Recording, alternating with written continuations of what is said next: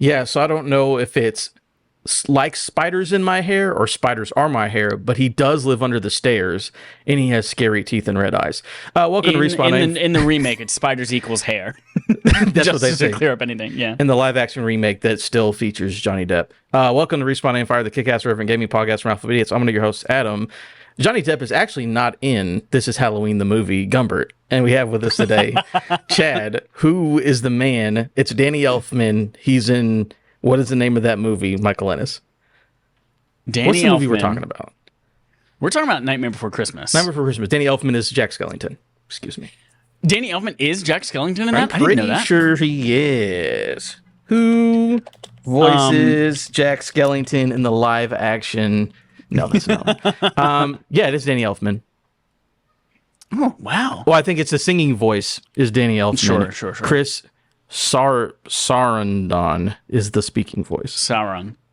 Yeah, Sauron. Did you know that for the upcoming Little Mermaid live action movie, they are Lin-Manuel Miranda is rewriting "Kiss the Girl" so it's less rapey? I don't remember that song at all, so that's good, I guess.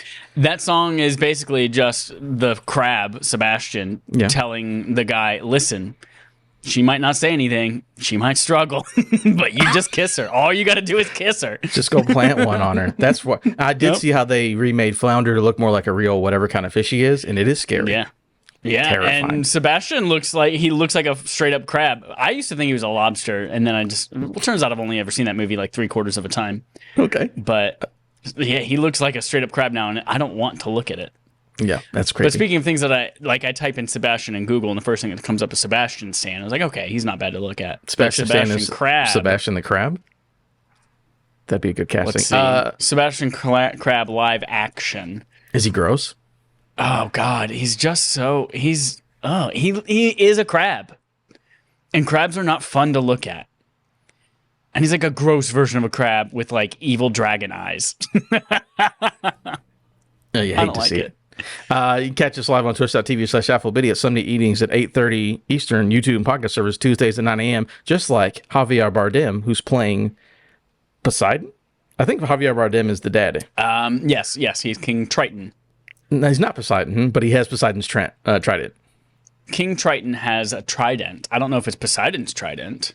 Here's bringing it. What trident does King Triton have in the Little Mermaid live action movie? You can't type in live action. Where he is played by Javier Bardem. Is it Poseidon's, or did he inherit it from generational wealth?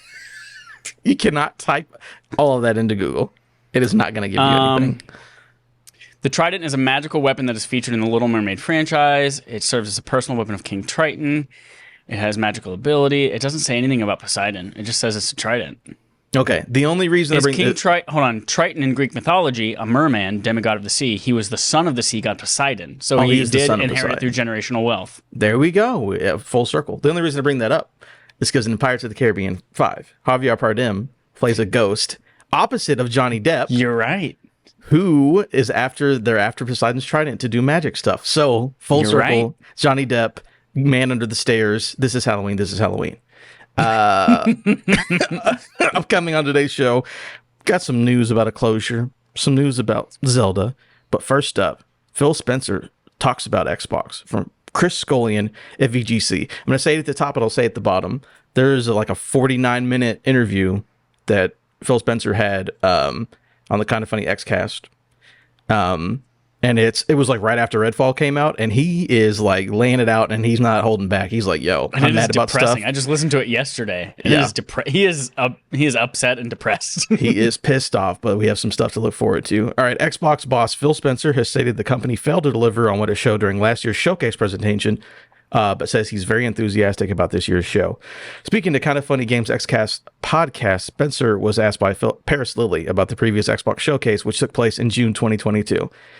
Chad, I need you to play the the part of Spencer as he interrupts Paris Lily. Last year during the showcase, you had the 12-month plan. Lily said you didn't necessarily deliver on all the games. No, we didn't deliver. There's no necessarily we didn't deliver. There we go. Hold on, I can do that better. Hold on, I gotta do it again. Okay. Do it again. Back from. I'm not gonna do it from the top, but I did. This year on Xbox. Okay, sorry, I had to get into it. Okay. Very good. You didn't necessarily deliver on all the games. No, we didn't deliver. There's no necessarily we didn't deliver. No, see now I'm going into Wazowski. You forgot to file your pay. All right, we'll stick with Italian with the hands. Yeah, just put your hands up. We didn't deliver.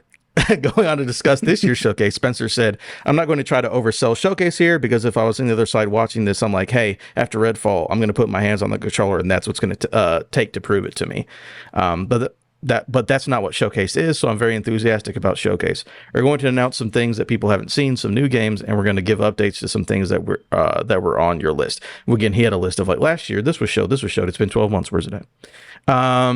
So yeah, we have talked about what we were looking forward to, which is Starfield and Xbox Game Showcase announced on June 11th.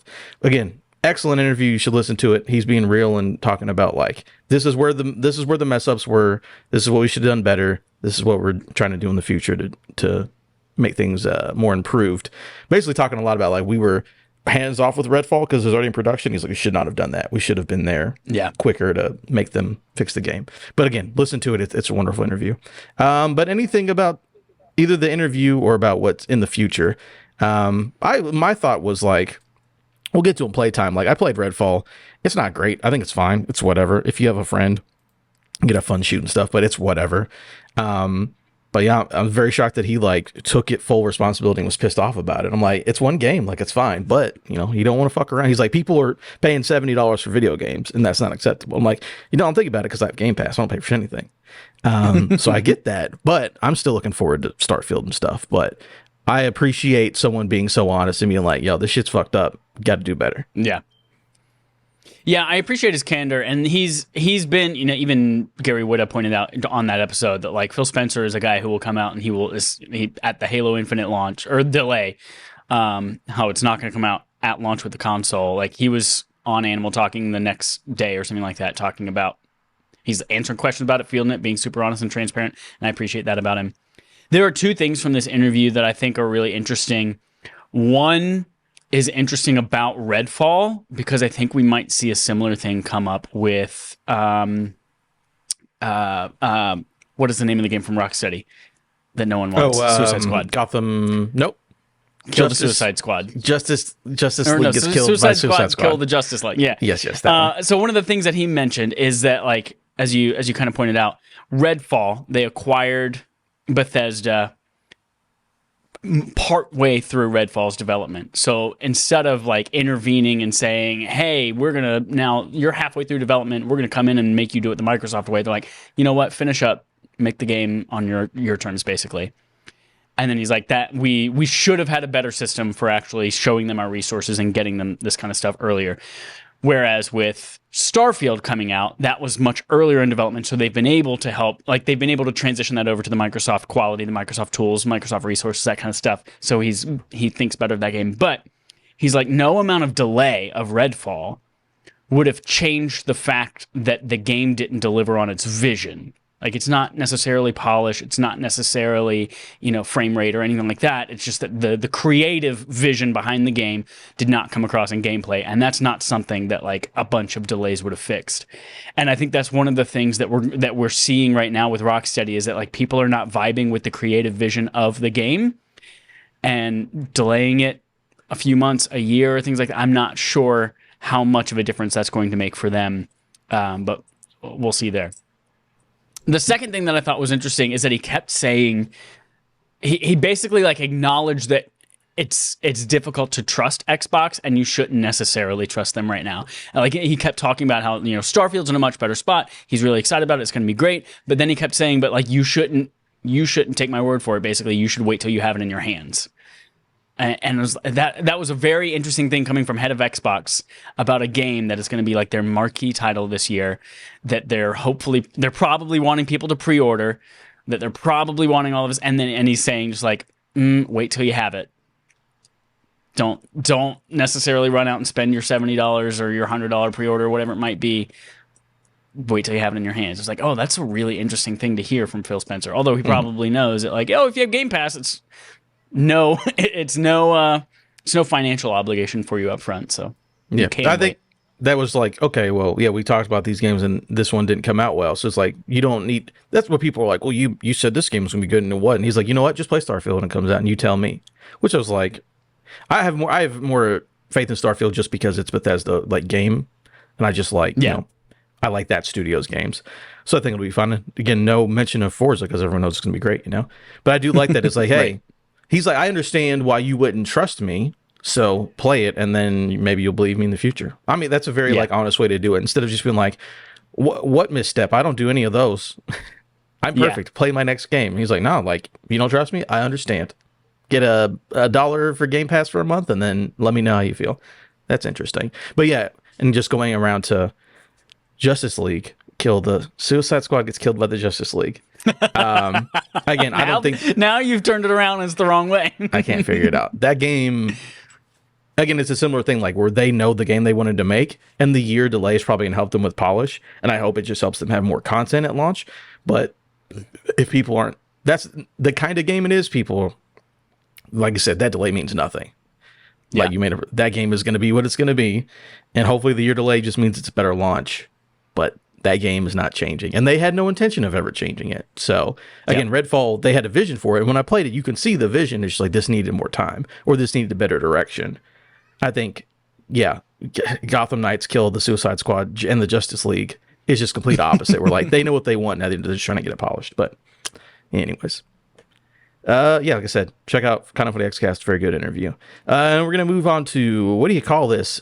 Playtime? Talking about playtime? Play to me. That's how you say it if it was all one word. Play to me.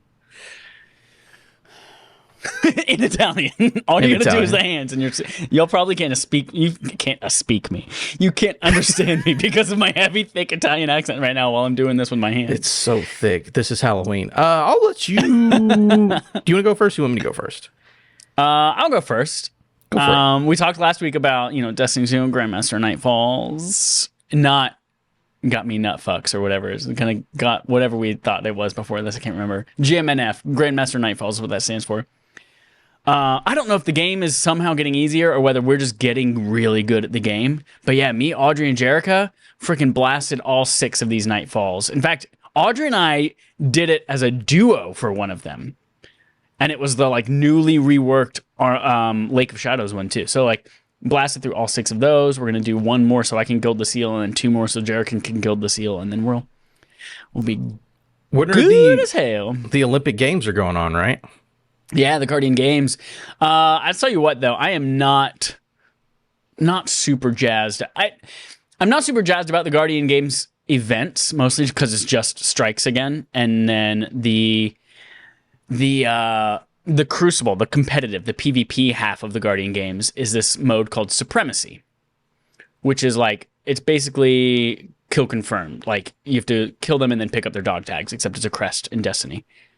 And you get extra rank progress, extra medals, all that kind of stuff if you do this special matchmaking where it's like all warlocks versus all hunters, or all warlocks versus all titans. And for some reason, a team of 6 warlocks just fucking struggles like crazy in that. And I can't, every single match, I did all the matches that I had to do in order for like to get all the event progress kind of stuff out of the way, but I will not do any more now because it is not fun for me, because we just got completely dunked on every single match. Is it just titans running everything? I assume most of the matches I played were us versus hunters, and hunters are always like going invisible and using their stupid strand shit, and titans are just punching everything. Yeah. So, so more of that. We played Stranger of Paradise Final Fantasy Origin, which I think is the first time I've ever said that all correctly. We did that. That was our barf game for last month, so go check that out. That is up on Patreon, or up on youtube.com/respawnnaimfire. Sorry, youtube.com/@respawnnaimfire. There it is. And go check that out. And podcast services. And I was going to try to think of some third funny thing, but I couldn't think of anything. Friendster. So, Friendster. Yeah, go check out Friendster. Go check that out. For the month of May, we're playing Minute, M-I-N-I-T. Every single round in that game is a minute. So, and the whole game is like an hour and a half, 2 hours. So, real easy one for us to play, real easy one for you to play. Come chat about it at the end of the month with us. 2 more games, Adam. These 2 were shadow dropped on Apple Arcade a few days ago. And if you're unfamiliar with Apple Arcade, it's a subscription service on Apple devices. No ads, no microtransactions, and the game will never come to other streaming services, which is part of the agreement. Which sucks because these games now can't show up on Xbox Game Pass in their current form. They can have like a Game of the Year edition or like a Plus edition. Or for pay, because I know Grindstone just came to everything, but you got to pay for it. Exactly. It will not be on another service, another subscription service. But I know the second one I would pay for in a heartbeat. Yeah. So, and the first one here is another game in the series, the What the series. So there was originally the first wave of Apple Arcade games was What the Golf, and that was like a standout gem. It was hilarious. I loved it. And that's available basically everywhere now. Then I just played What the Bat on PSVR 2 when it launched a few months ago, and that was fantastic experience. And then this is What the Car. And so it's driving, but your car has giant legs and you're running, and then sometimes your car has baby legs and you have a jetpack, and sometimes you're covered in springs, and so it's sometimes you're riding on top of a soccer ball, and sometimes you're throwing a soccer ball at bowling pins. It is wild. I love this whole series. I'll play anything that they do. So What the Car, again, fantastic. It's on Apple Arcade, and I think it's like $4 or $5 a month is Apple Arcade subscription too. And you can access it all on your phone, your iPad, your Apple TV, which brings me to the second game here. TMNT SF, Teenage Mutant Ninja Turtles, Shredded something. Fuckers. Splintered Fate? I think it's Splintered Fate. TMNT Splintered Fate is this one. And Adam, this is the sleeper hit of the fucking year. This game is Hades. It is 2020 Game of the Year nominee, Hades, 2021, one of those 2 years.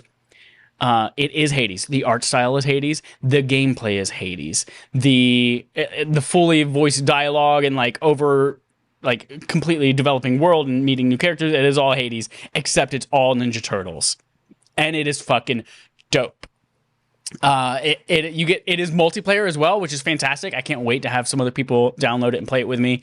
You can play it across, like if somebody can be playing on their phone while I was playing on my Apple TV with a DualSense controller, so it felt like I was playing a PlayStation game, which is awesome, except for I wasn't earning any regular trophies. I was earning stupid Apple Game Center achievements, which I don't give a fuck about. But yeah, this game is incredible. And it's like Hades. You have, in Hades, you had different weapons that you could choose, which would change up the gameplay. In this one, you just choose a different turtle.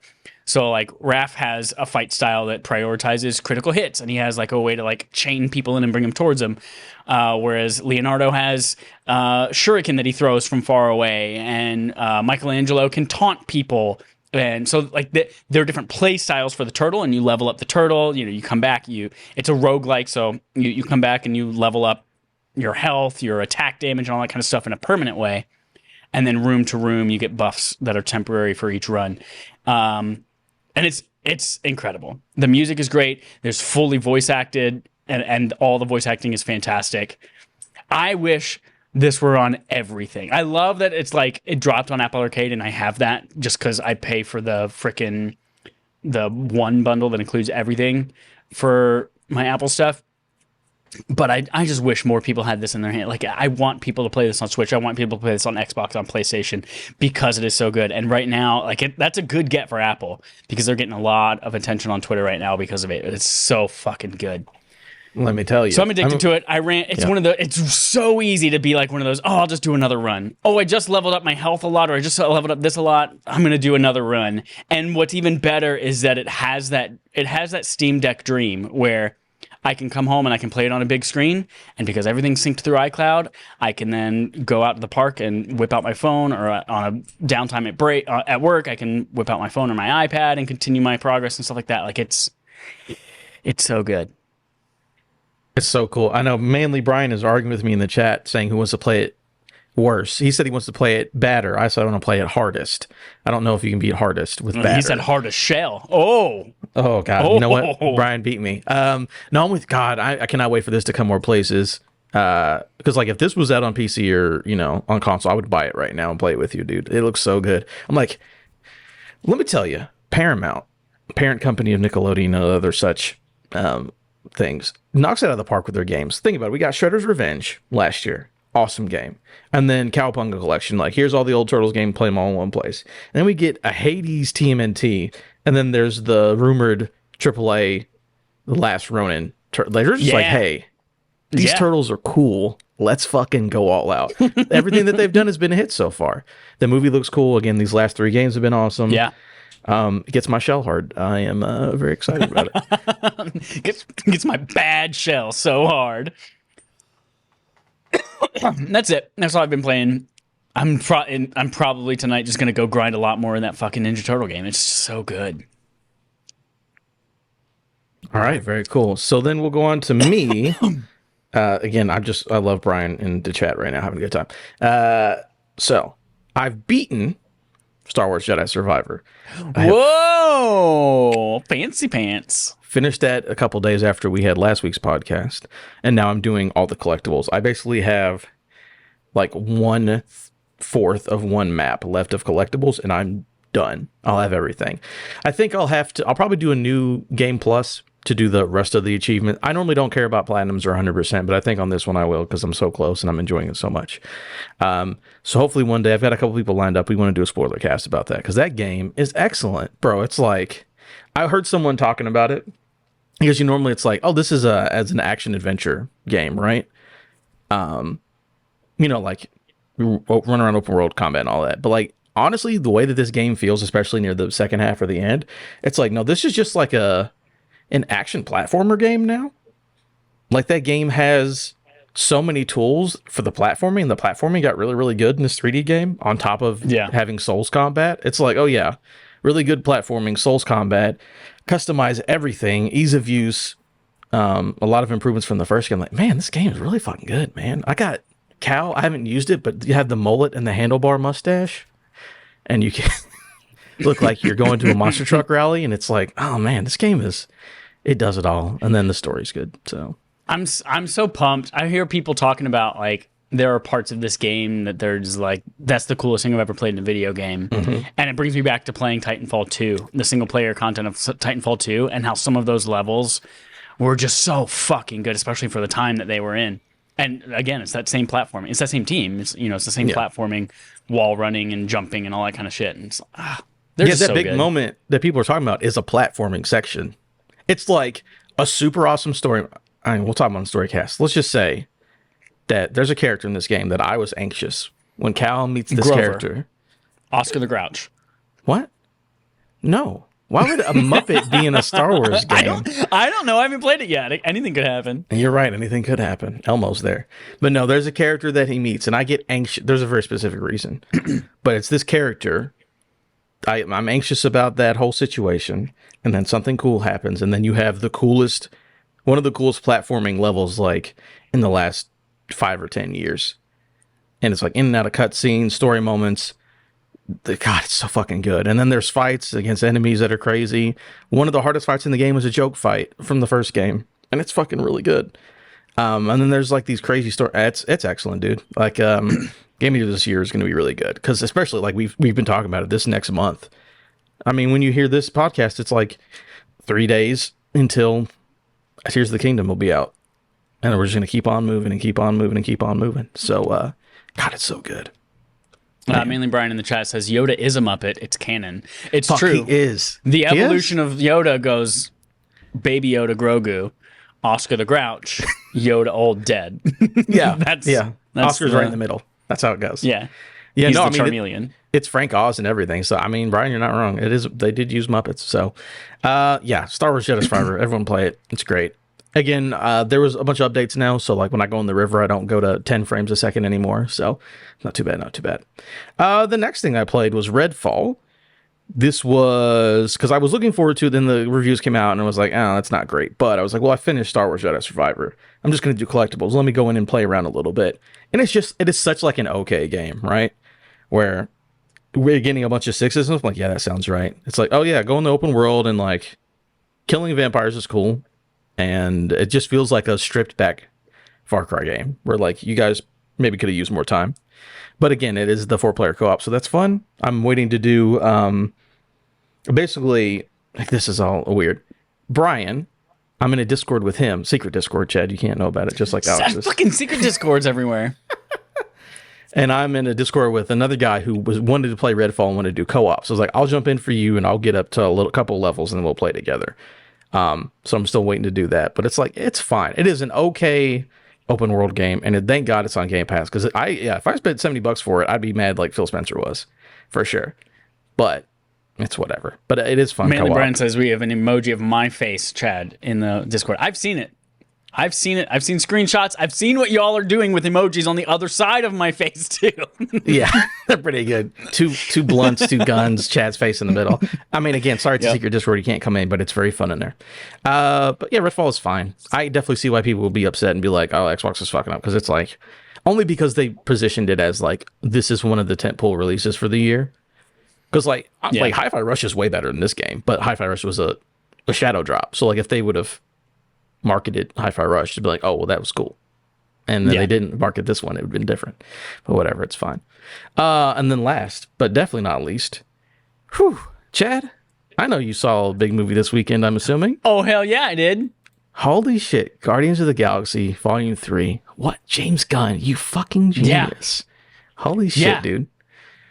James Gunn is incredible. He is so wonderful. He has created such a great, like stable of characters across the whole Guardians universe, and he has just been, and he gives them all the perfect amount of screen time, the perfect amount of like empathy. He's just incredible. It is such a loss for Marvel and Disney that they fired him temporarily and let him become king of the DC universe. But we did get the trilogy though, which is the cool thing. Because when I look back at this, like I would definitely say like phase 1 to 5, whatever the fuck phase it is of Marvel, has been like fine. Like I really like Doctor Strange just because I like Sam Raimi, but like that movie, it's a lot of stuff that's just like on its own and it's like fine. Like Ant-Man, like it was cool to see Kang and stuff, but like it's Paul Rudd, so I like Paul Rudd, but the movie's, it's fine, whatever. But this is like, oh shit, here we go, here's a fun one. And again, it's not really connected to everything else, but it's like, man, like you said, all the characters are great, all the actors, there's so much emotion in characters that when you thought about it fucking 10 years ago, like why would I give a shit about a raccoon that shoots a gun? But it's so so fucking good, man. I adore it. I am ready for it to come out to digital, so I just keep watching it over and over again. Had a really good time. Same. I'm ready for that soundtrack. I tried to look at it the other day, and all I can find is the score. I'm like, I don't want the score. I want the soundtrack. You want the actual songs? Yeah, I'm sure it'll release tomorrow or something on Spotify. But speaking, again, everyone go see Guardians 3. It's awesome. But speaking of trilogies and trilogies ending, give it to him, Chad. Segment from Adam. Segment from Adam. Segment from Adam. Segment from Adam. That's People Will Say We're in Love from Oklahoma. Very, very nice. All right, so this segment from Adam, and what is this going on in chat? I'm sorry, I had to look it over here. I'm trying to promote our show, and I found out Gummy's been telling all his friends they can't know about it. Okay, everyone. Time to Die Podcast Network has done a really good TTRPG podcast. Time to Die RPG. Go look them up. Chad, you can come to the Discord and hang out with us. I will send you an invite after we're done, because I love everything Brian does. I'm giving him a hard time. Time to Die. It's one of those things where like when you have an affair and it's like, ooh, it's so, and then like as soon as people know about it, it's like, oh, it's not fun anymore. Yeah. So like as soon as I'm in the Discord, I'm not going to like it. No, it's very good. Hey, Brian, why don't you put the Twitter in the what do you call it? This is Halloween. In the This is Halloween. In the Twitch chat. Put the Twitter in the Twitch chat and I'll shout it out. Yes, I was in an episode with you, and I talked about the episode on this podcast when I was in it. Anyways, the game we're playing is Third Time's the Charm. This is a segment from Adam. And I'll just start this out. We're going to talk about video game trilogies, and we're going to do a thing. And it's the Twitter, by the way, at Time to Die RPG. There you go. Everyone check it out. So now that Guardians 3 has come out, What do you think are some of the best trilogies in Marvel? We'll just keep it Marvel. We'll just keep it easy. Right. In Marvel, I would Marvel say, movies specifically, right? Yeah, trilogy of again, like the Captain America trilogy, the Guardians of the Galaxy trilogy. I would say Thor Captain trilogy. America became great. The Captain America First Avenger to me is like it is a 2 and 3 straight are up 7 awesome. to me. 2 and 3 are 2 and 3 fucking are great. incredible. Yeah. That's Guardians no is small solid. feat of the Every Russo one of them are brothers, great. Guardians are great. Yeah, Guardians excellent. Yeah. Spider-Man is maybe the best. Ooh, Spider-Man's good. That's a tough one. Yeah. That's really good. Especially just because No Way Home is just like, hey, remember when you watched those other movies? Here we go. But anyway, speaking about awesome trilogies in the MCU, how about awesome trilogies in gaming? So this is, I have 8 trilogies, right? And these trilogy, and I'm doing these by generations. I'm like, what's the best trilogy of this generation? And this will be the PS4, Xbox One generation. Technically Switch, I put in here too. That one, number 8 will surprise you. And what we're going to do is there's 8 of them. We're going to do a bracket and decide which one we think is the best that were released during that generation of gaming. Okay. So let me get a random number generator, 1 to 8. Oh yeah, did you have one in mind? I remember I asked you beforehand. So this might or might not qualify, but I thought of Infamous. Because of Infamous 1, 2, and then Infamous Concrete Powers that no one liked. You know what? I did not enter that. But you would make sense because the trilogy ended on the PS4 generation. Do you think that would be in a top 8 though? Is the question. I don't know. I haven't heard the other 8. I have no clue what they might be. Okay. When you told me to brainstorm, what might they be? Like that was literally the only one I could think of. And you somehow came up with 8 other ones. All right. So here's what we'll do. Number 1 through 8. I'm clicking on this random number generator. So we're gonna have RE Remake. So even though RE1 Remake began on the GameCube, 2 and 3 were last gen, so that trilogy counts as RE1 through 3 Remake, going up against The Witcher, which again started old PC game, but The Witcher 3. Wait a minute, Witcher 3 wasn't a PS4 game, was it? No, yes, it was. Yeah, it was. Yeah, it was. Yeah, it was not a PS3. It was a PS4 game. So we have the Witcher series versus the RE series. Now, which one of those do you think is better? We're going head to head. I will say, I know people like RE. I'm not an RE guy. We've done a game before where RE scores very heavy, or scores very well. So that's a bonus for them. Especially RE2 Remake was the biggest deal in the world. RE3 Remake, not so much. But The Witcher 3 is literally one of the greatest games ever made. Witcher 1, no one's ever played it because it's so old. Another 2 is pretty solid, but 3 is literally one of the best games ever made. So I will put that out there. Be like, yo, Witcher 3, one of the GOATs. RE beloved series 2, everyone was very hyped and enjoyed. I don't remember the discourse around RE1 Remake, so you might have to remind me because it's been a long time. RE1 Remake was like the standard, as far as I remember, was like the standard in remakes at the time. Like it took things away from the fucking, what am I trying to say? The fixed camera angles and all that kind of stuff, and made it basically what it was supposed to be. I am obviously biased in this one because the ginormous, never-ending open world of Witcher 3 is, that's scary to me and sometimes not interesting. But I would say, if we're going on trilogies, I think I think that Witcher 3 is the only one that actually anyone has ever played. I don't think anyone played Witcher 1 or 2. And if they did, it was because they enjoyed Witcher 3 and then they went back to try 1 or 2 and they didn't get very far. That's my assumption. Whereas I feel like a lot more people have played Remake 2 and 3 at least, if not maybe 1 as well. And those are some of like RE2 Remake. So I think we're in the same situation where RE2 Remake is basically like the golden child and everyone's like, this is the standard. And then Witcher 3 is also like the golden child and this is the standard. And everything else is like, I don't know. Yeah, if we're basing it off of that, I will say RE3 Remake was fine. People didn't. I would say RE3 and Witcher 2 were in a similar camp where like, they're pretty good, I guess, but they're not like the greatest thing of all time. Then we just base it on the first game, which I don't know anyone who's played Witcher 1. And people liked that RE Remake back in the day. Even as a Witcher guy, I think I would probably give it to Resident Evil. As a trilogy that finished on the generation. Overall. I think I would agree just because of Yeah, 1 and 2. Of 1. Yeah, that's basically the thing. Yeah. All right, so those are gone. Bold those out. Where's my bold thing? I'm just going to delete it. I'm not going to worry about it. Bold. Old boldies. All right. Next up. I don't know why I'm typing this in here. Well, because that's going to be versus that. Adam's just talking to himself. Don't ignore me. All right. So our next one will be Tomb Raider Reboot. So Tomb Raider, Rise, and then Shadow of the Tomb Raider versus the Assassin's Creed RPG series. So Origins, Odyssey. Odyssey, and Valhalla. And Valhalla. So Tomb Raider Reboot versus the Assassin's Creed RPG Reboot series. Tomb Raider is more up my alley in my style of game, but I have to admit that like people fucking dug the hell out of those Assassin's Creed games, and they loved Origins was the Egypt one, right? Yeah, Origins was Egypt. Yeah, they loved Origins because of what it did for the series and how it was a different direction, all that kind of stuff. And then Valhalla was just like never ending, and people ate that shit up. So I would have to give it to them, even though I do. What was the discourse around like Shadow of the Tomb Raider? Did people like that one? That was another one of those like similar. Shadow to was made by like, they didn't make the third game. Yeah, it was made by a different team. I would say like Shadow. I've played a little bit of it. I don't love it that much. It's fine. The problem here with this is that Tomb Raider Reboot, great, and then Rise of the Tomb Raider, which is the second one, is literally one of my favorite games ever made. I fucking adore I love Rise. Yeah, but then it's like I don't think I ever played Shadow. Yeah, Shadow. It's fine.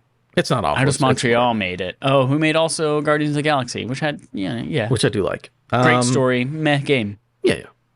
So I'm trying to think. RPG. This is a tough one. Again, I do love all of those Assassin's Creed games. Valhalla does keep fucking going on and on. All of those games keep going. I did everything in the first two, in Odyssey and Origins. I could not do it in Valhalla. I don't know. What do you think? All of those are quality, but they're all very, very long. And Tomb Raider, the first two are excellent. The third one, I don't know anyone who talks about it. So, like, where do we weigh that? I'll leave it up to you. If it's our personal thing, I'm leaning Tomb Raider. But if it's like gaming trilogies and this is us as a gaming industry, I would lean towards Assassin's Creed. I can go Assassin's Creed. That works for me. So AC. Cool. All right. Not second matchup. Next up, we have Dark Souls. Dark Souls 1, 2, and 3, obviously, which ended on the PS4 generation, versus Batman Arkham, the series. So that would be Asylum City and Night versus Dark Souls. And this is a tough one as well, because these are two series that are amazing and well beloved, and both have like a game that people aren't super excited about in the trilogy, but I don't know, man. I would, assuming, because Chad hasn't played the Dark Souls one, that's a hard sell. Also, I have not played Dark Souls 1 or 2. Yeah. I did play almost all of 3, but I just didn't get to the final boss. I think I had one like Dragon King left before I got to the final boss. But I would still lean towards Batman anyway, because those games are incredible and they defined a superhero genre. Like they took things away from the shitty Spider-Man Activision games, and they're like, hey, this is what video games can be if they're about superheroes. I think that whole trilogy is fantastic.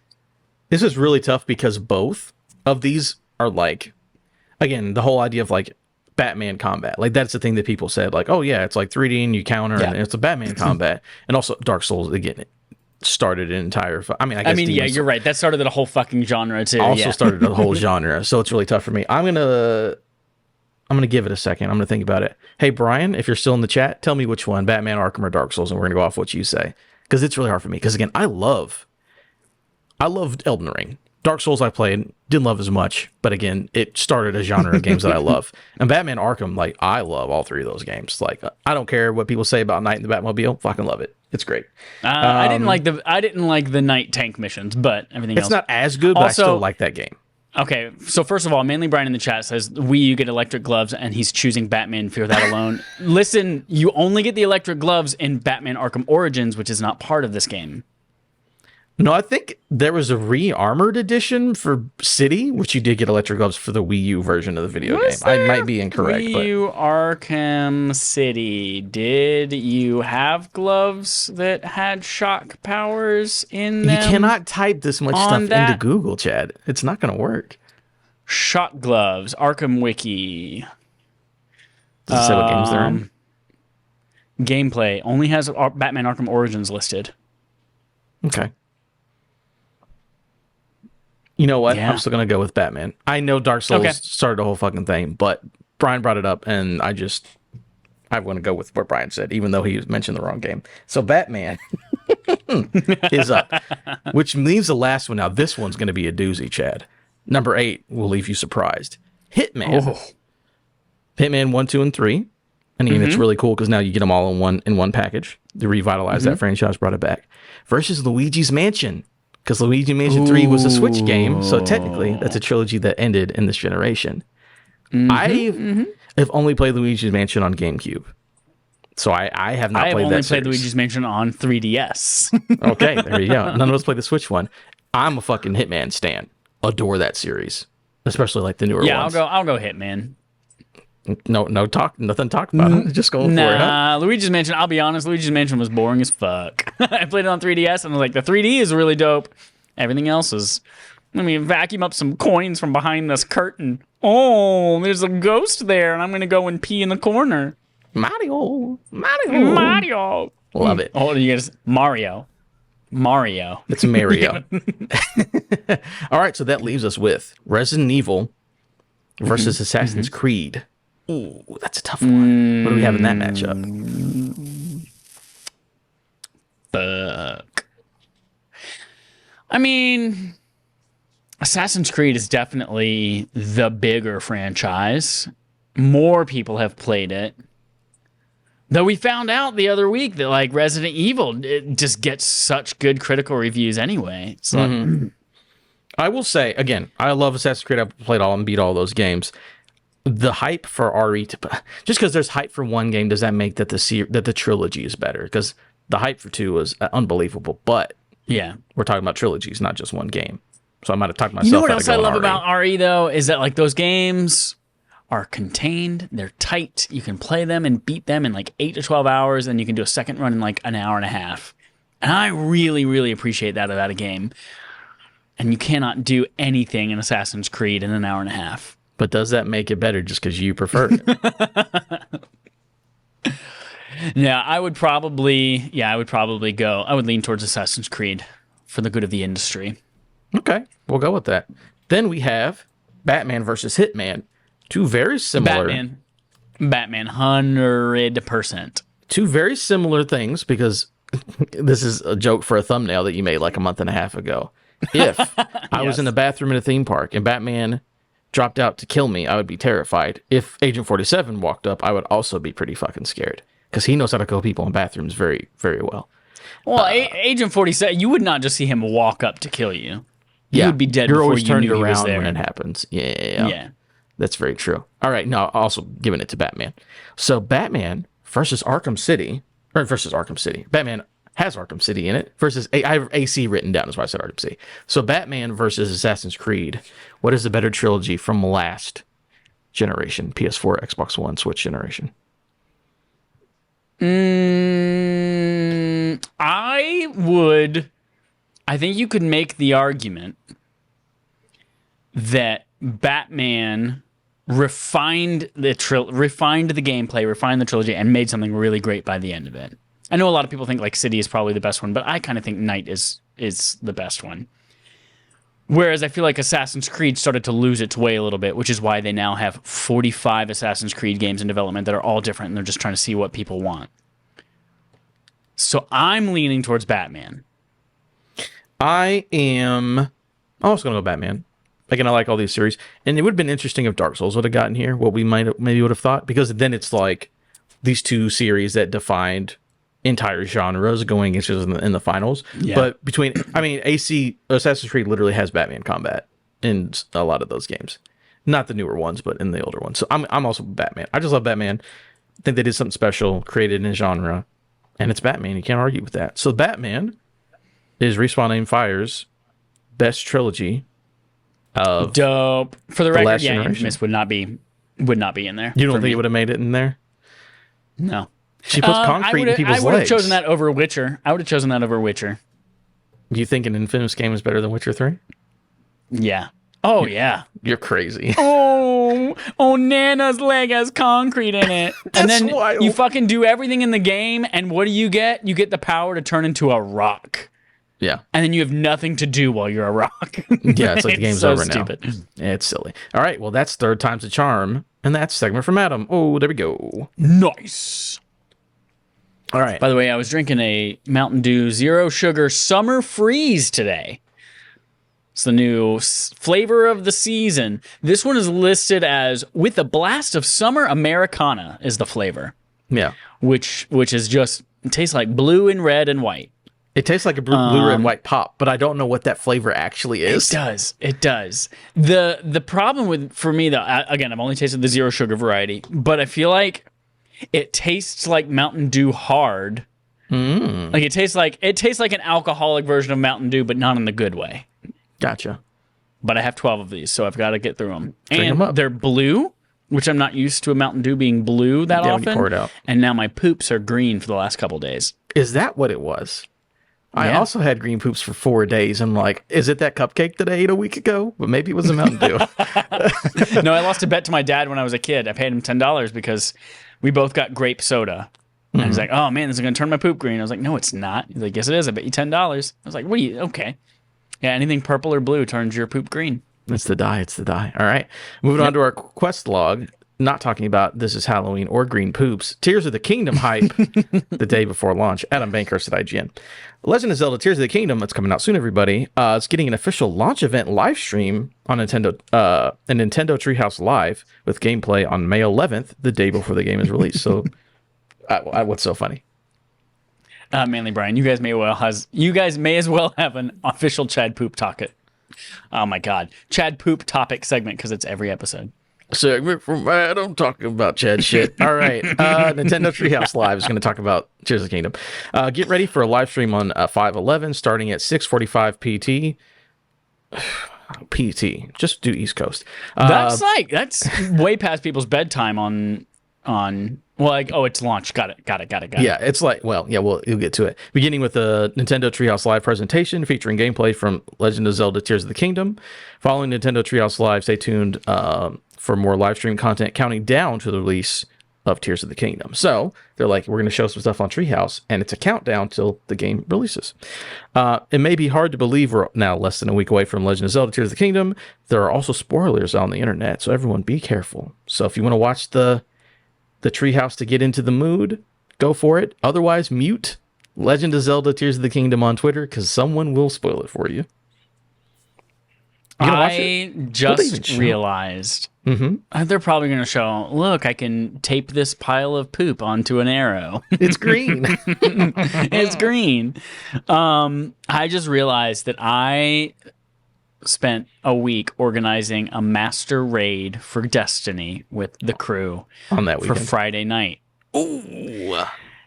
And I know there are a lot of nerds out there in that crew who are all about Zelda, and I hope that they honor their commitment. Did they say that they do it before they knew when it was? I just now realized that it's that, and so I don't think anyone else has realized too that, yeah, we all agreed to that.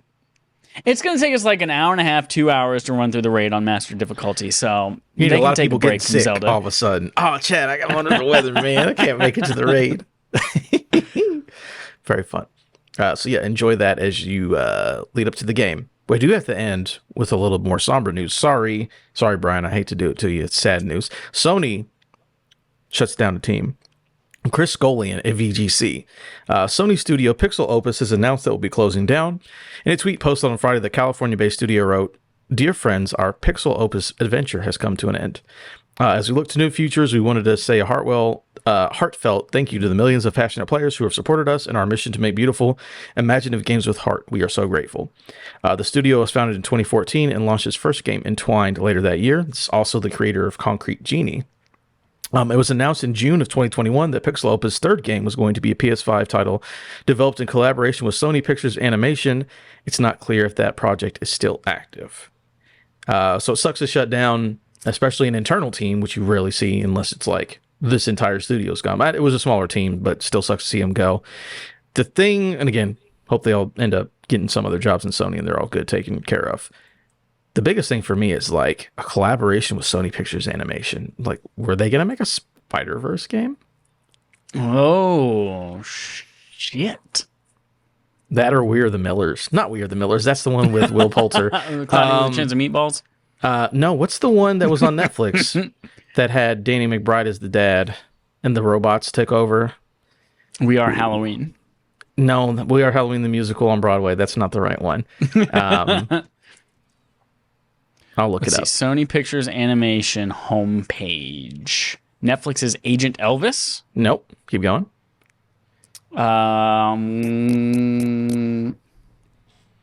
Just give me a list of your shit. Netflix, Sony Animation. Netflix Sony animated movie. It was called... I'll look it up later. You talk about how you feel about Pixel Opus because I have to find this because I'm freaking out. The Mitchells versus the Machines. Not We Are the Millers. It's the Mitchells versus the Machines. Very good movie. Mitchells. I don't know. I'm surprised that it's them. And I'm also a little bit bummed. Like, more people... Concrete Genie it's either on PlayStation Plus collection or was on a monthly PlayStation Plus. So, people should have Concrete Genie if they are subscribed to PlayStation Plus in some way. I think the game was severely underrated and underplayed. And I think it had a really, really fantastic mid-game twist that made the last half of the game super cool.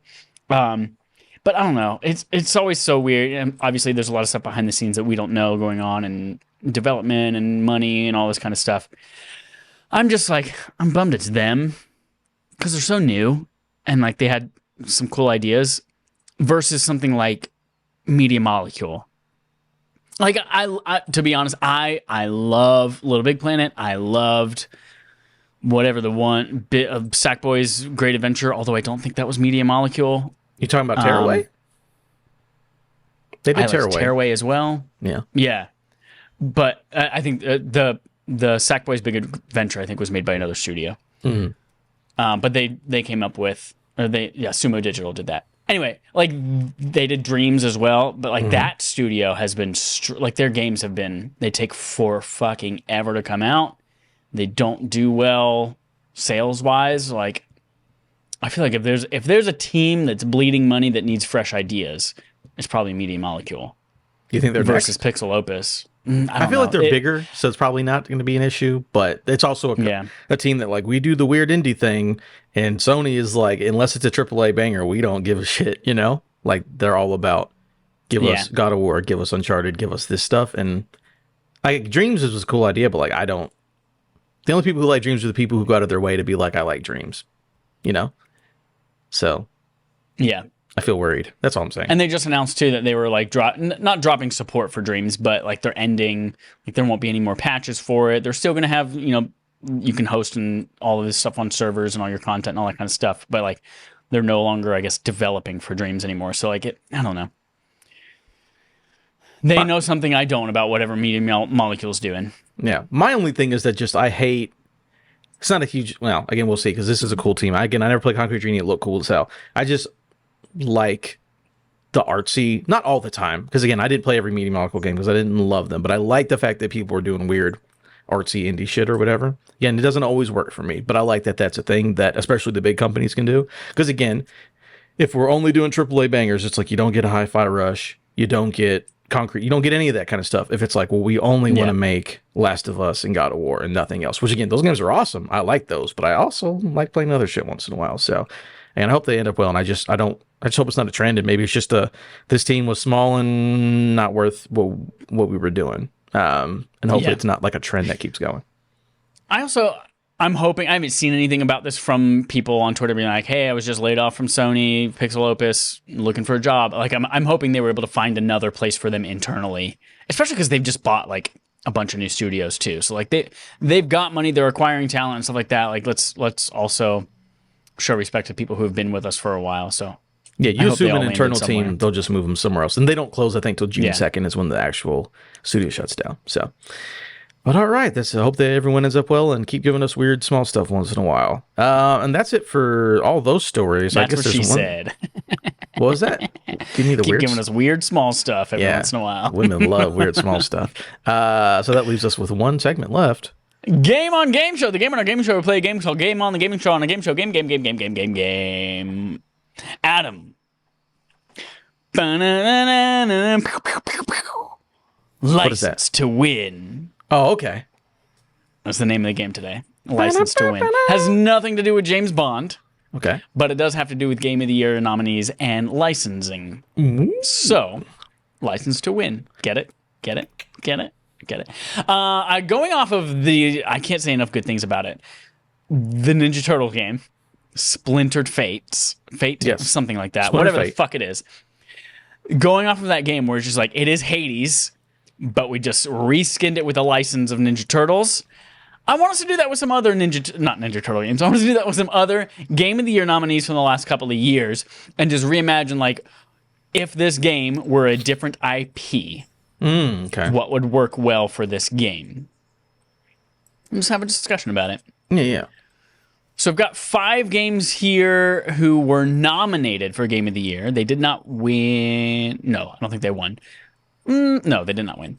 So 5 games who were nominated for Game of the Year. I just want us to reimagine what IP we can plug in to take over the game. All right, first game. Everybody's favorite kitty cat adventure, Stray. Ooh. Love Stray, that video game. PlayStation exclusive, traveling all over like a kitty cat. If we were to take a license, what would we put that in? I might just answer Ninja Turtles for all of these, but I'll be serious. Like, what's a weird game with just like a strange world that you would just explore openly? I'm just crawling around a lot of it. What would that be? I'm trying to think of like a weird, like dystopian sci-fi thing. Okay. So I've talked about this before. If you look at my Wikipedia app on my phone, I have 89 tabs open because I'll randomly want to think about something, and I'll open the tab and I'll leave it open and I'll open a new one so I can go back to like what crazy shit was in my brain. Recently, one of the things I was looking at was Annihilation. So do we have a world where you go through that creepy swamp in Annihilation as some sort of animal and you just walk around and you see all the crazy shit going on in the Shimmer, I believe it's called in the movie. Yeah, that Natalie Portman Annihilation movie. Yeah, okay. You brought up sci-fi, and it made me start thinking about, like, what if we, instead of reskinning the cat, we reskin the environment? And instead of going around a city, you're going around a spaceship, and it's the story of the cat from Alien. That shit fucking Going cat. around the spaceship. I hate that idiot. Trying to avoid the alien in the movie Alien. I like that. Brian also has a good suggestion in chat. Garfield. Just you're Garfield and you walk around and you torture John and fucking Odie and normal all day. That would be also be fun. If it was a Garfield game, and it would just be like, you spent all of your time struggling to get up on top of some building, and then you just sit there and eat lasagna. That's the whole game. Yeah, that'd be so good. No, I like Alien. It's such a funny. Again, Alien is one of my favorite. I don't like horror movies a lot. I love Alien. It's one of my favorite movies of all time. I do love how that man, the first victim to the alien, is getting killed by the alien because he's trying to save that cat, and the cat just looks up at him as he get killed, and it's like, oh, dude, fucking wild. Look at that. Like, you shit cat. You fucking. I hate that fucking cat so much. Yeah, I like that. Yeah. All right. Number 2, Horizon Forbidden West. So open world game could be science fiction or not. It could just be an open world game where there are dinosaurs. So you automatically think of like Jurassic Park or something, like an open world Jurassic Park game, which would be, Nice. fun and interesting. I think it would have to be Jurassic World Dominion game. Because dinosaurs have become part of the world and they're normal out in the there real now. world. They're off the island now. Yeah. And we could put Chris Pratt in Jurassic World game. You could be Chris Pratt. Yes. Save the franchise, Chris Pratt. I like it. Honestly, what else makes sense unless you go the sci-fi route? But if we're just going open world, there are big animals everywhere. Like Jurassic World is the only thing that makes sense, unless there's another thing I'm not thinking of, but that's the one, right? Obviously, because movie trailers are top of mind, like Transformers, Beasts, whatever that is. I know Beast Wars was a show. I don't know what the Beast Wars. Yeah. Yeah. Oh yeah, it's the Transformers: Rise of Beasts or something like that. But I mean, they are literally robot dinosaurs. I guess that's not they are. out of pocket. Maybe we could do that as well. But no, I like the idea of Jurassic World instead. Chris Pratt and Bryce Dallas Howard in an open world video game. Yeah. Although if Aloy is Bryce Dallas Howard, she'll have to be wearing heels. Has to wear the high heels. Otherwise, it's not authentic. Next up, Metroid Dread. Metroid Dread. So you're a space lady going around fighting some aliens trying to suck your brain. And there's some scary robots. And again, I also thought to Alien, it's like, oh, you're Ripley, and this is like Aliens, where you're on that world by yourself and having to deal with multiple. But we've already used Aliens, so I want to go somewhere else. Ooh, though, what if we go kind of like the Prey, like Predator Prey movie route? Mm-hmm. Where it's like, Metroid often is like on the surface of a planet. Yeah. And so like you're like in this strange planet. There's the predators are like the Emmy robots that are hunting you and all that kind of stuff. Yeah, it could be like Predators, where they take people off of Earth and put them on a hunting planet to hunt them down for fun. So you could have that. And again, I know Brian, he was talking about the first game, or the cat gets stray, but the Matrix. Would this work with the Matrix? Like getting hunted down by Agent Smith, maybe? Okay. Yeah, the setting's not the same where you're like in a weird world by yourself, but you are stuck in a place. Trinity or Trilogy? Trinity is her name. Not Trilogy. Yeah, Trilogy, everyone's favorite character, Trilogy. Yeah. Yeah. You do that as well. Because they change the world and shit around you. Yeah, it can be scary. Yeah, you could do that. Yeah.